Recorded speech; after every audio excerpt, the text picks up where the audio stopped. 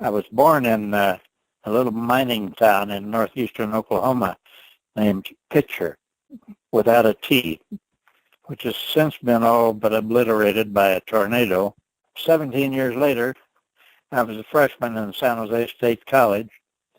You asked me to tell you about the girls. Well, my girlfriend lived just across the street from a high school, and I overheard her and a couple of her friends speaking one day about the war and joining the Air Force. Someone said that a boy was going to try to get in, aviation cadets. One of the girls said he might as well forget about it. Kenny tried, and Kenny couldn't make it, so he doesn't have a chance. Well, this is a longish story. Kenny was a tall, good-looking boy who played on the football team, had a fairly new car, and the girls admired him. And I was short and a tennis player and had a beat-up old car, 12 years old. So I was a little on the jealous side of Ken, although he was a perfectly nice boy. And when they said Kenny couldn't do it, Joe wouldn't have a chance, I thought to myself, well, by golly, I'll bet I could do it. Now, that was one of the motivating factors. There were more serious ones also. I saw Air Force in 1942, I think it was. Air Force was one of the first movies made about the Air Corps in the war. In this particular movie, which was called Air Force, a crew set off for the Far East after the Japanese had bombed Pearl Harbor, and they had to land on Wake Island, which is a fairly tiny little speck in the Pacific Ocean. They all praised the navigator for his ability using his maps and charts and expertise in finding that little spot. Well, that appealed to me because I had been poring over maps, studying them, memorizing maps, as a matter of fact, since I was 9 or 10 years old. So I thought, well, I'd like to be a navigator in the Air Force. And that was a compelling reason. Also, the third factor probably, in those days, after leaving San Jose, due to an automobile accident injury, I had to move back up to the Bay Area and live with my parents, and I rode the A train from Oakland across the San Francisco Bay to San Francisco Community College. Well, I rode that train 3 or 4 times a week to go to my classes. The train and city buses bore signs urging people to join the war, loose lips, sink ships, all sorts of propaganda, among which was a compelling poster saying, "Men of 17, you too can be an aviation cadet." Well, I read that over and over and over again. All those factors and the notion that I must join some branch of the service because, after all, we had been attacked, and it was my duty to do so. Those things all impelled me ultimately to sign up for the Army Air Corps, and that's what I did.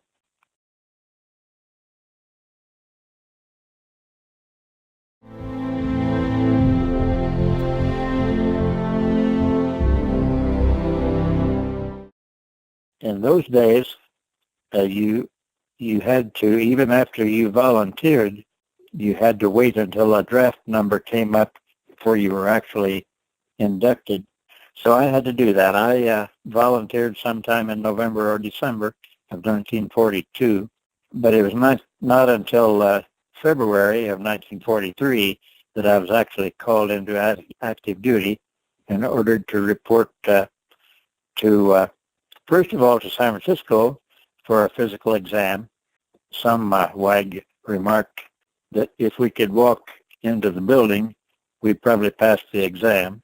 At any rate, I did pass and was sent to the Presidio of Monterey, California, which was really more of a waiting period than anything else. So many young men were signing up that they just couldn't process them all immediately. So I spent about 6 weeks at the Presidio learning basic things like how to march and doing KP and waiting. Ultimately, then I was sent to basic training at Shepherd Field, Texas. Did basic training at Shepherd Field in Wichita Falls, Texas. From there, we were sent to a college training detachment. These college training detachments, it was explained to us, were set up to give pre-cadets some college training, the idea being that if we were going to be, as the Air Force, as the Army called it, officers and gentlemen, we should have a modicum of education.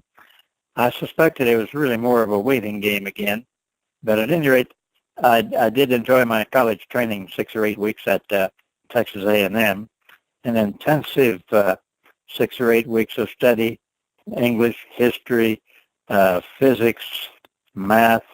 We did about a semester's worth of work in perhaps 1 quarter, 6 or 8 weeks. From there, we went to San Antonio to a base called SAC, San Antonio Army Air Force Classification Center, where we were given the ultimate tests to determine whether we were qualified as aviation cadets or not. Earlier on, you had to have some college to even get in cadets. In my particular case, I had 1 year under my belt, and I was 19. Some of the older guys had 2 or 3 years, and I suspect there were probably even a couple of college graduates in the bunch. We're sent to San Antonio Army Air Classification, Air Corps Classification, where we were given the tests which ultimately determined whether we would be true aviation cadets or not. Until then, we had been called aviation students at Texas A&M. Well, I passed the tests to become anything I wanted to be, a pilot, a navigator, or a bombardier. Several of the guys did. Well, I had, from the outset, had determined I wanted to be a navigator, so it was an easy choice for me. From the classification center at San Antonio, I was sent to Ellington Field, just south of Houston, Texas, for actual cadet training. I spent 4 to 5 months at the Ellington Field in primary, that is in beginning navigation, and we had a rule that if we passed high enough among our group, we would have our choice about where to go for advanced navigation. Some of the guys went to San Marcos, Texas, others other places. Well, Ellington was considered by some sort of the country club of cadet training establishments, and I chose to remain there. My young wife was in Houston with me at that point, so there again, Ellington was an easy choice for me, and I was able to complete my advanced navigation there also.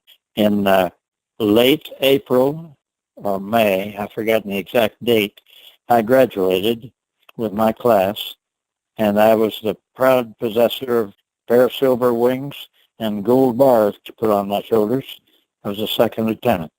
At that point, we were given 2 or 3 weeks furlough to go home and visit, relax.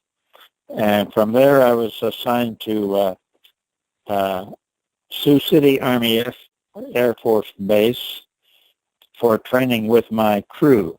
There was a name for that, and it eludes me right now. That was the purpose, to meet our crews and train with them on actual B-17s. First time I'd ever been in a B-17. Same with the other guys, except the pilot who had trained in one before coming to Sioux City.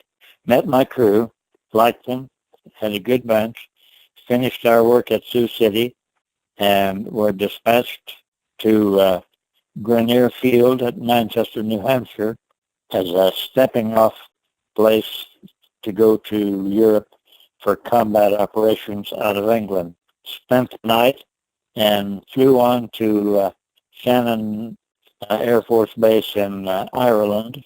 Spent a couple of days there getting new equipment and a bit of pre-briefing about what to expect. And from there, we're sent to England. In England, we had classes, lectures, indoctrination, dealing with the English people and the English money system to get us used to being in England and help us avoid any real culture shock, I suppose.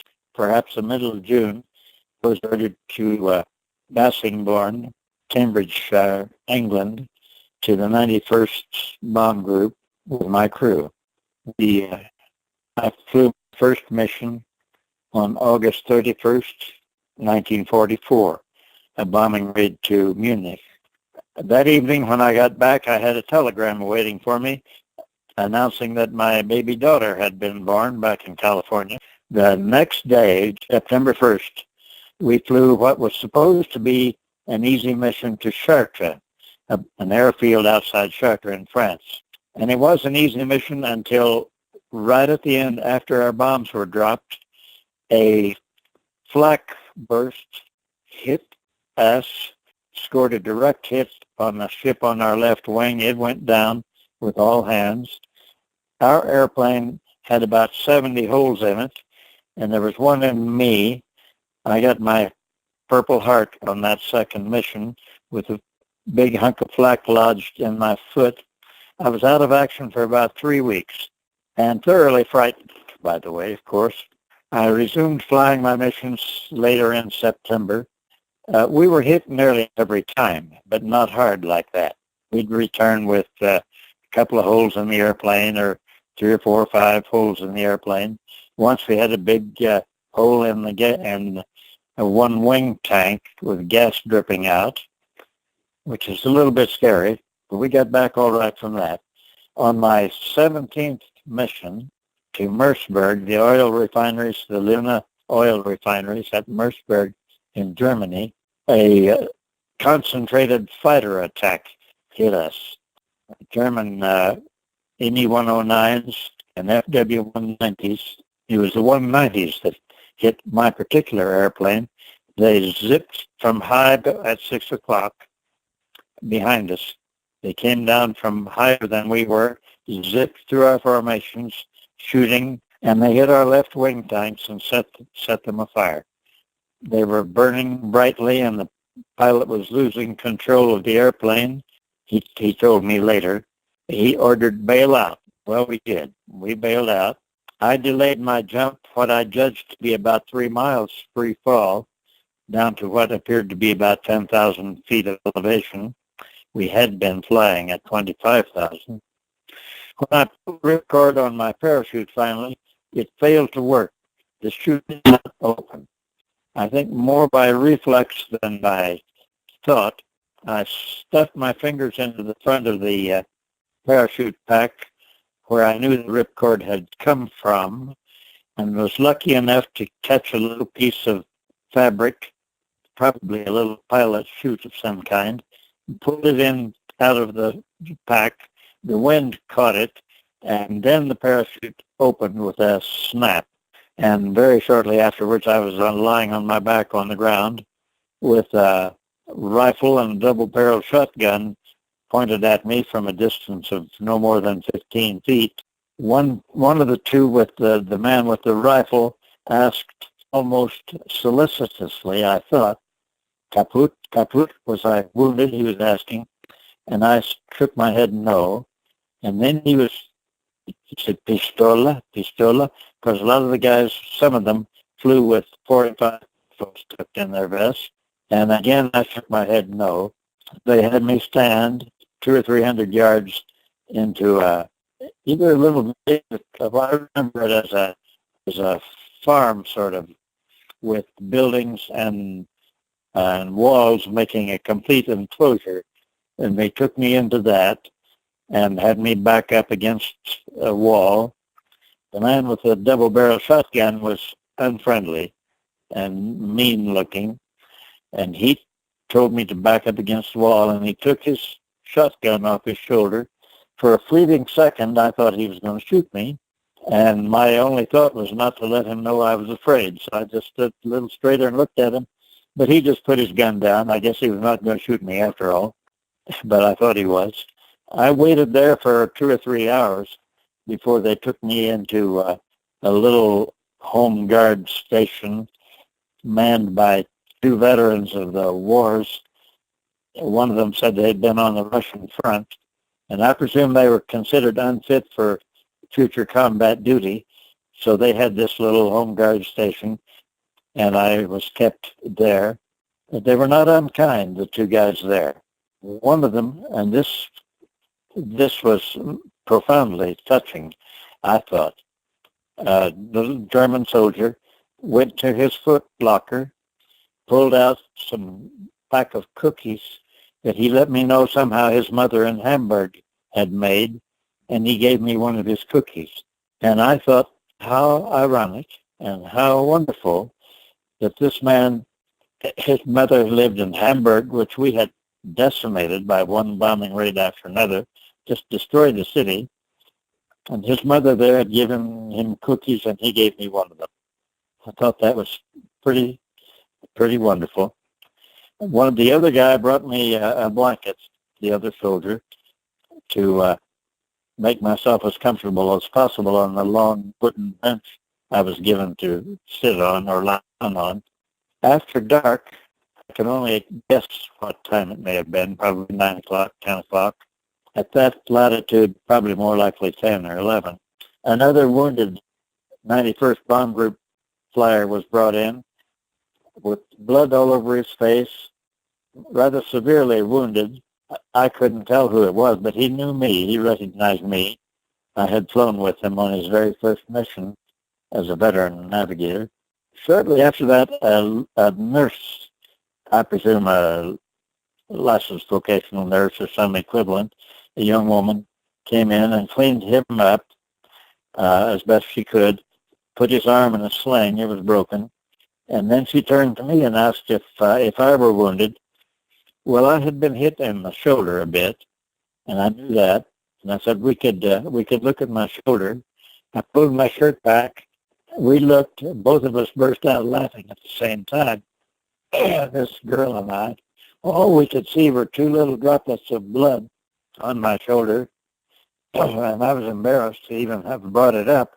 So I started to put my shirt back on, and she said, 9-9, and wouldn't let me do it until she had applied disinfectant to the little wound.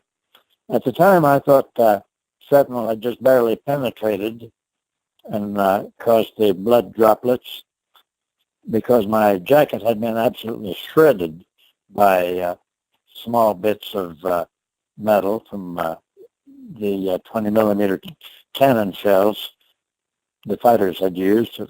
But as it turned out, there were actually 2 pieces of shrapnel in my shoulder, and they're still there. From time to time, they caused me some discomfort, but even that didn't happen until after I was 70 years old. Strange. From along about midnight or 1 o'clock, Germans with a truck came. They'd been gathering up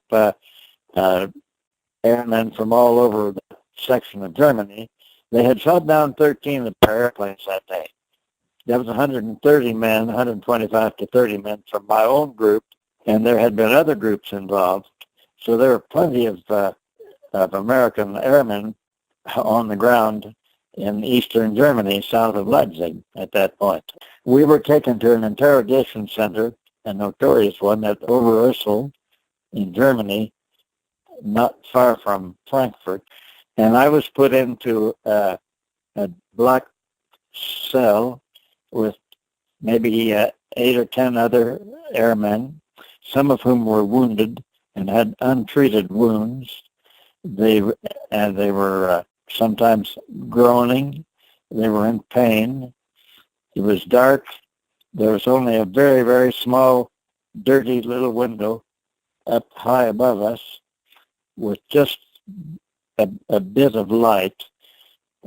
We spent 3 days there, and although I remember nearly everything else clearly, those 3 days and nights are simply lost from my memory.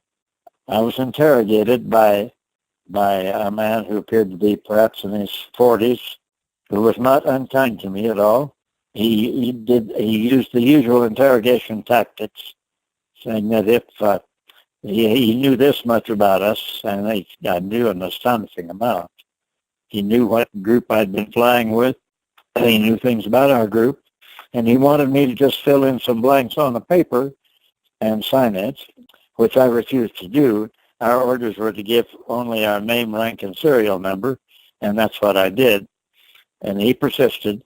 And finally I said, and this was about the second or third day, I said, "Sir, you're an officer and I'm an officer, and you know that we are bound by the strictures of honor and discipline that we have been taught. My orders are to tell you nothing but my name, rank, and serial number, and that's all I can tell you." Well, I looked at that point probably 16 years old. I think this man must have taken pity on me, or he liked me or something, because I was unfailingly polite to him. I never said a disparaging word to him at all, and I was persistent. At any rate, after 3 days, he let me go. Some of the guys were there 2 weeks and longer, but he let me go after 3 days. And from there, we went to a kind of a Delousing Center, I call it, in near Wetzlar, where we were issued new GI clothing, clean clothing, showered, cleaned up, given cigarettes, had my first smoke in several days, and it almost knocked me over, a deep drag. We were there a week, and it was not an unpleasant week. My pilot, O.J. Snow, was with me. He and I and one other man formed a little band, and we entertained the guys every night we were there. O.J. played the piano and I the guitar, and the other man played the saxophone, and we had a band. After a week there, I was sent to Stalag Luft 3, about 70 miles southeast of Berlin, and it was an old established base that the British had been on for years, some British prisoners. We were put in a new compound in big rooms that held 12 men, 4 three-tier bunks, the big table in the middle of the room. There were 6 RAF flyers, officers, already in the room when we showed up. We were with those RAF officers for about November, December, and a part of January, when orders came from German High Command to move us out back toward the middle of Germany because the Russians were coming. The Russians had made a breakthrough and were approaching rather rapidly, and the Germans did not want us liberated, so they marched us out in the midst of winter through the snow. We marched for 5 days and finally reached a little town called Spremberg, where we were loaded onto boxcars. The little cars that the World War I were called the 40 and 8s, 40 men and 8 horses. Well, we were considerably more than 40 men by the time we got packed in there.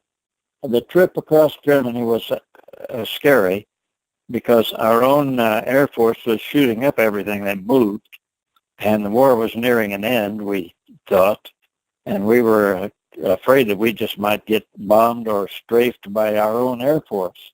And as a matter of fact, once or twice we were sidelined during air attacks, but our own train was never hit. We went to Stalag 7A, which was near Moosburg, a little town 25 miles or so from Munich.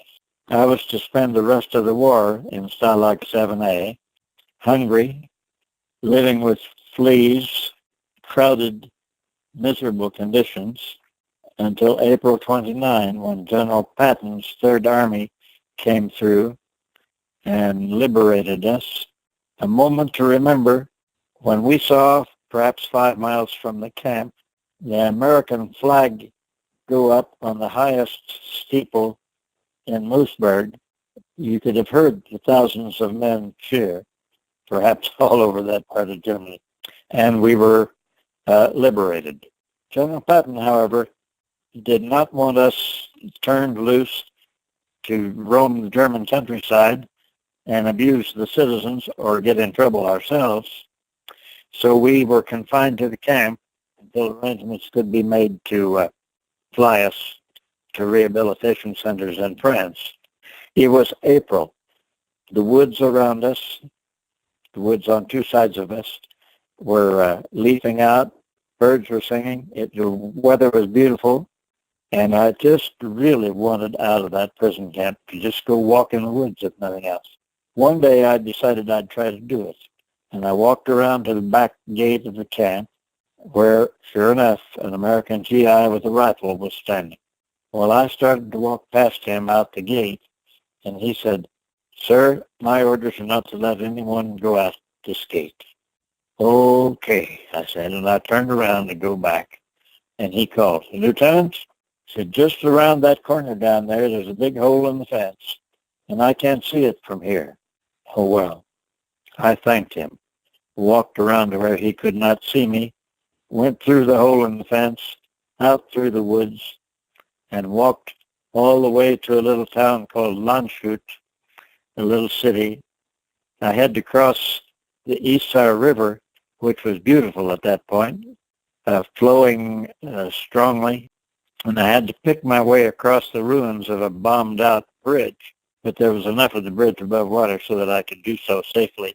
I don't remember being frightened by the rushing waters. And I went to Landshut, a neat little city, and I thought to look for something to protect myself with in case of necessity. And as luck would have it, up the main street, not very far, was an armory that the Germans had abandoned. I walked in and was excited to see brand new rifles, a big room filled with them in racks. And I started to pick one up, and I could see then that every one of the rifles had been broken into at the stock. They were useless, and of course there was no ammo for them anyway. So I grabbed a couple of bayonets, stuck one on each side of my belt, and walked on. An American soldier saw me, told me that he was from an engineer battalion camped in the woods nearby. Why didn't I come down and eat with them? Well, I welcomed the opportunity, and they fed me what was the finest meal I had eaten since before I was shot down. I don't remember what it was now, but I do remember that it was tasty and wonderful, and the guys were friendly to me, and I was an officer, and they were GIs. I started to take my tray over to wash it like I saw the other guys doing, and one of them laughed, said, "No, Lieutenant," and they took my tray and washed it for me. A pleasant experience. I don't even remember how I got back to the prison camp. I may have walked, or one of those guys may have driven me back in a Jeep. I don't remember, but I do remember the day that I walked out of the prison camp.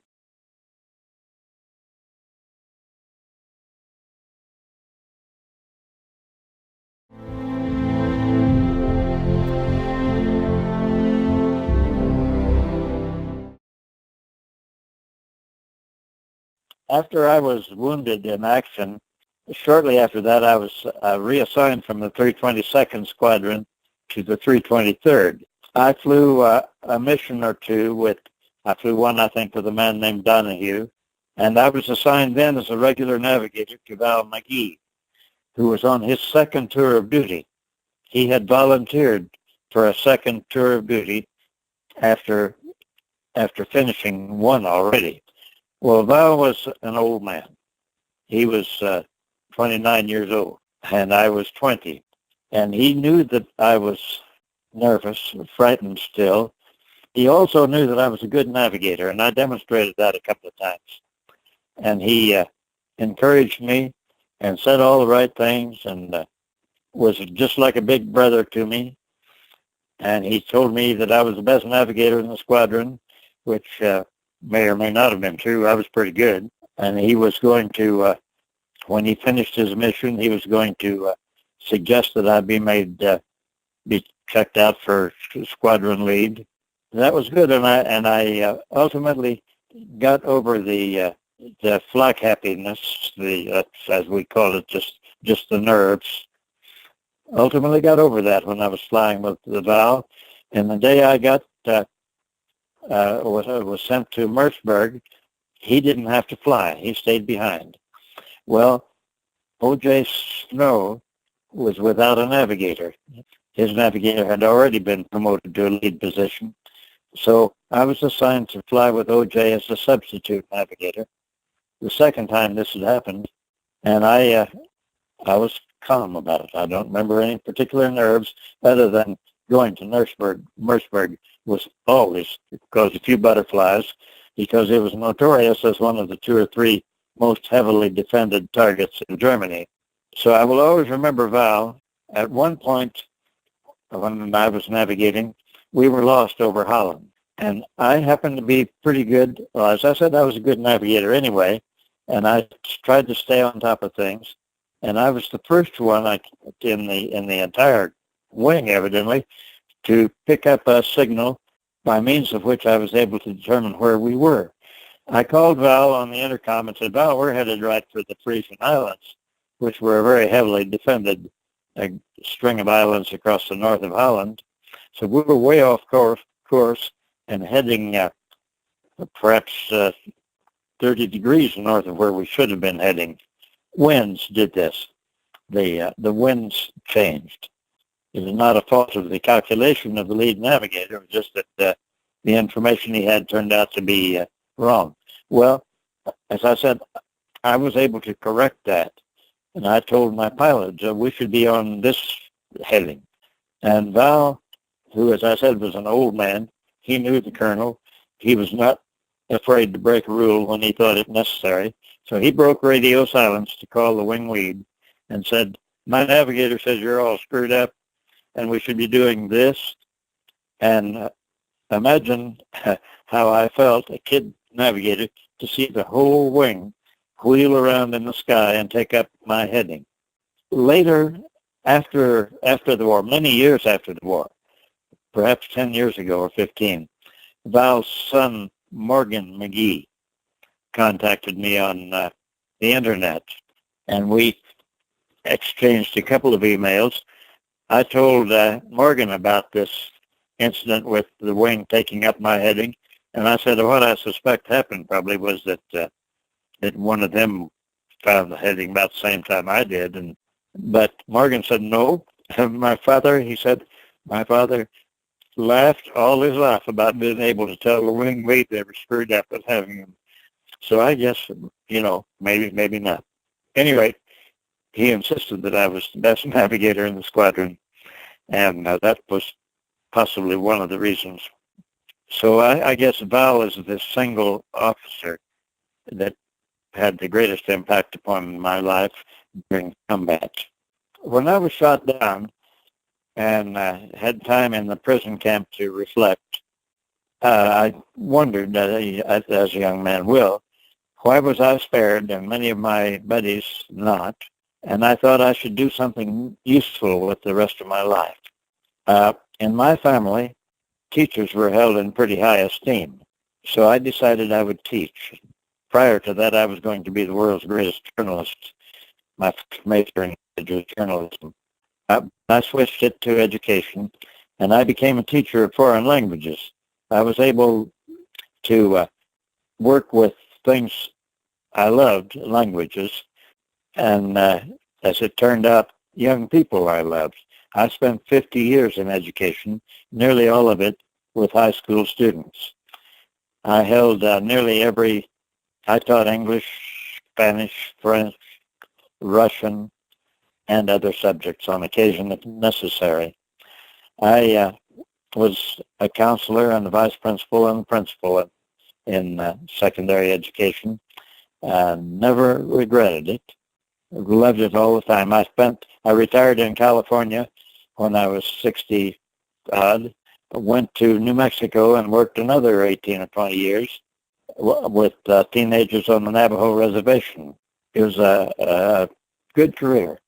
In California, I spent 25 years in a little town where I was respected. I loved the kids I worked with. I did about everything in that town that I could have wanted to do. I became an administrator and counselor. At the same time, my first college major, journalism, stood me in good stead. Teachers often have to do a bit of moonlighting to live the way they want to live, and I was no exception. I wrote for newspapers. I wrote for about 20 years for McClatchy's Modesto Bee, and I wrote for the Merced paper, the Merced Sun-Star, and I wrote for the local Gustine Standard, a weekly that served the little community of Gustine, California. Ultimately, as I reported on these meetings, I attended all the city council meetings and school board meetings so I could write about them effectively, accurately. And I became interested. With urging from a friend or two, I decided to run for city council. Well, I was elected by the people of Gustine over a range of about 6 candidates, several of them lifetime residents of Gustine. But I was elected to the council by a fairly narrow margin. After one term, the council elected me mayor of the town, and so I got to serve as mayor of the city, as chairman of the planning commission before that. So you might say that I dabbled in local politics for a period of about 6 years. I was either on the planning commission or the city council or the mayor of the town, and I retired when I had a couple of months left as mayor to serve, and we moved to New Mexico, where I resumed my teaching career on the Navajo Indian Reservation.